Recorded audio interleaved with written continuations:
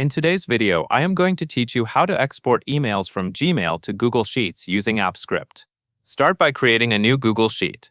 In the first row, add clear headers so your export is easy to read later. For example, you can label the columns Message ID, Date, Sender, Subject, and Body. These headers help you sort, filter, and search your exported emails in a structured way. Next, open the AppScript editor from your spreadsheet. At the top menu, click Extensions, then choose AppScript. This opens a new tab where you can write a script connected directly to this spreadsheet.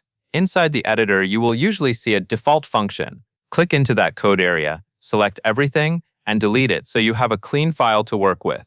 Now paste in an export function that pulls emails from Gmail and writes them into the sheet.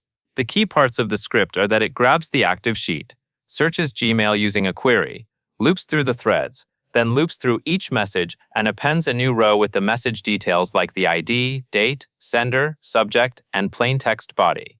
In the search line, make sure the query matches what you want to export. A common approach is exporting from a label, such as a work label, but you can adjust the query later if you need something more specific. Once your code is in place, click the Save icon, then click Run. The first time you run this, Google will ask for permission because the script needs access to Gmail and to your spreadsheet. Follow the prompts to continue. If you see a warning screen, click Advanced, then proceed to the project and complete the consent steps to allow access. After authorization finishes, go back to the AppScript tab and run the function again. Then return to your Google Sheet, and you should see new rows being added under your headers, one row per email message that matched your search.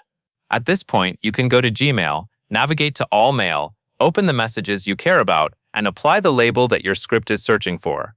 After you apply the label, return to AppScript and click Run again to export the newly labeled emails. And that is all there is to it.